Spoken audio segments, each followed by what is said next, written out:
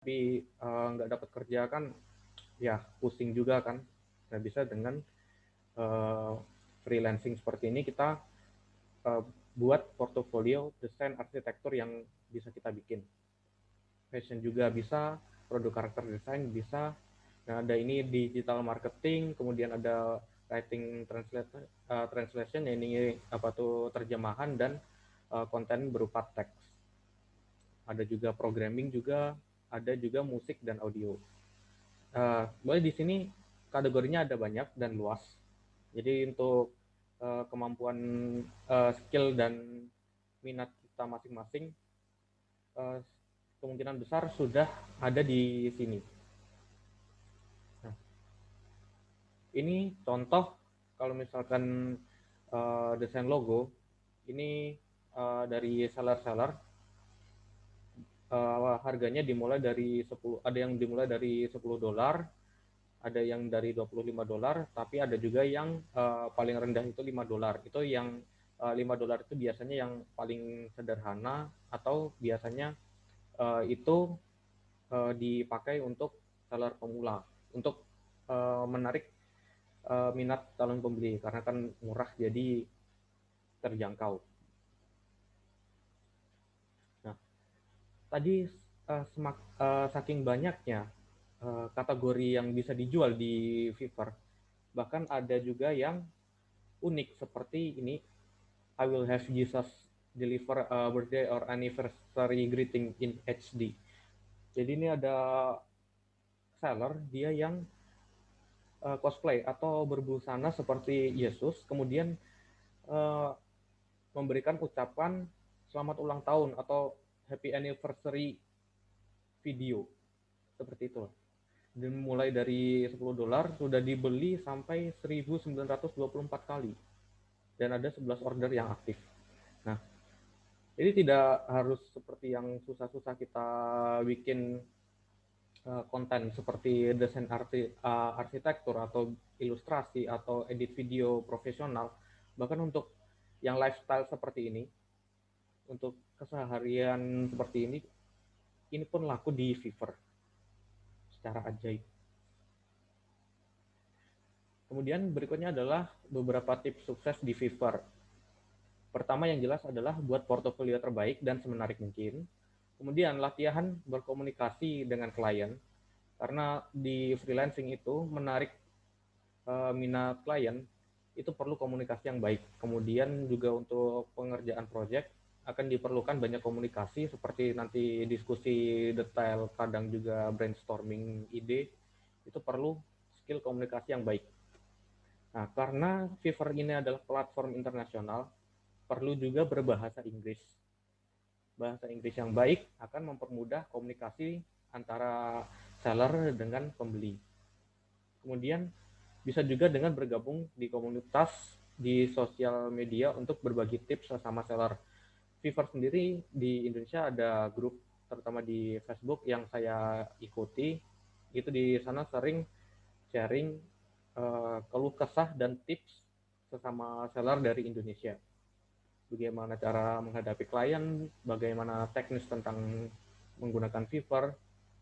Komunitas di sana cukup aktif dan dapat membantu kita untuk membangun portofolio yang baik dan menarik. Nah, kalau nggak bisa bahasa Inggris gimana? Belajar. Tapi pengen cepetan dapat duit, gimana dong? Bukan tonton iklan, tapi mungkin bisa coba arxis.com.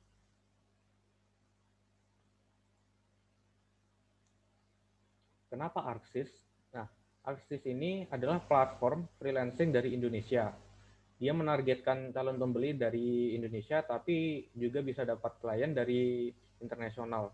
Nah, sistem di Arxis ini dia mirip dengan Fiverr. Jadi kita menaruh portofolio sebanyak-banyaknya dan semenarik mungkin. Nanti apabila ada klien yang berminat bisa memilih pesan komisi untuk kita. Hanya saja kalau di Axis ini untuk saat ini dia lebih cenderung untuk ilustrasi dan kebanyakan ilustrasinya bergaya karakter kartun atau anime seperti itulah. Kemudian dari Axis ini di update yang baru akan ada sistem patronasi dengan sistem membership. Akan ada membership, jadi kita tidak harus open komisi, tapi kita juga bisa mendapatkan support dari misalkan penggemar, ada yang ingin mensupport kita bisa menggunakan patronasi. Sistem patronasi ini sebenarnya juga ada yang terkenal, namanya Patreon. Patreon ini adalah platform internasional, tapi platform Patreon itu bukan termasuk platform freelancing ya. Makanya tidak masuk di sini. Transaksinya di Axis sendiri juga aman untuk pembeli dan penjual selama sesuai peraturan yang berlaku. Nah, karena ini menargetkan pasar di Indonesia, ini sangat membantu pembeli dari Indonesia, terutama dalam hal ini mata uang, karena mata uang di Indonesia kan berbeda dengan yang digunakan di internasional. Kalau di internasional menggunakan dolar Amerika, sedangkan di Indonesia menggunakan rupiah. Nah, untuk pembeli dari Indonesia, jika menggunakan Axis bisa menggunakan rupiah. Caranya bisa menggunakan e-wallet seperti GoPay, OVO, Dana, dan sebagainya. Bisa juga dari transfer bank seperti biasa. Kemudian ini contoh gambar di Axisnya, ini adalah di homepage-nya. Kemudian ada tab untuk komisi, kreator, dan post. Ya, ini sebenarnya seperti media sosial, seperti mungkin mirip seperti Instagram, cuma ini didesain untuk kreator dan bisa untuk transaksi jual beli jasa ilustrasi. Nah, ini bagian komisi. Harga yang ditawarkan sendiri cukup beragam. Ada yang mulai dari Rp50.000, ada juga yang mencapai 5.200.000 sekian. Nah, jadi ini tergantung jasanya, beda-beda. Semakin rumit tentunya semakin mahal harganya. Nah, untuk yang masih awal-awal mungkin bisa menggunakan harga yang murah seperti ini, ada yang 20.000 atau mungkin yang 50.000, itu harga standar untuk jasa ini ilustrasi seperti di Axis ini. Nah, ini di Axisnya, ini diambil dari media sosial Axis. Untuk update versi 5.0 akan ada desain baru, kemudian akan sistem komisi yang katanya akan ditingkatkan, kemudian atur Axis akan dituntun satu persatu, jadi akan ada tutorial ketika kita membuat akun Axis. Jadi ini sangat mempermudah untuk yang baru membuat akun, karena kita akan dipandu langsung oleh sistemnya, sehingga kita tidak akan pusing untuk membuat akunnya. Nah, ini seperti yang saya bilang tadi, ada sistem membership untuk update yang baru. Kemudian ada tampilan yang baru, ada komisi langsung bayar, bisa juga di custom. Jadi misalkan kita sudah membuat portofolio produk, tapi ada pembeli yang ingin nego atau membuat pesanan yang belum kita atur di portofolio. Nah, itu bisa dengan cara dinegosiasikan dulu. Setelah sepakat dengan pekerjaan yang harus dilakukan dan bayarannya, nanti bisa lanjut ke komisi seperti biasa. Sistem membership. Kemudian ya ini yang akan datang dengan bantuan dari sistem. Tips sukses untuk di Axis. Sebenarnya untuk freelancing, mau di platform manapun, itu semuanya adalah portofolio yang terbaik dan menarik, itu yang paling menentukan. Kemudian setelah portofolio adalah latihan komunikasi yang baik dengan klien.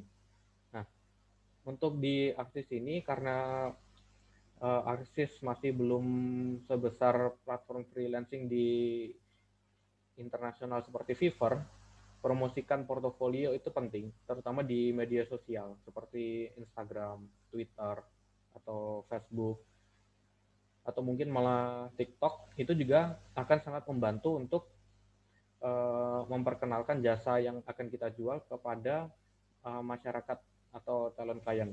Kemudian gabung komunitas di sosial media untuk berbagi tips sesama seller. Ya ini sama seperti Fiverr tadi. Ya, kurang lebih seperti itu dari yang bisa saya sampaikan. Mungkin untuk yang lebih teknis sebenarnya saya ingin sampaikan, tapi sangat terbatas di platform ini. Jadi mungkin akan saya buatkan video sebagai bentuk pendampingan cara uh, tips-tips seperti cara membuat portofolio yang baik, cara mendaftar akun, sampai syarat-syarat lebih detail untuk di Fiverr dan Axis.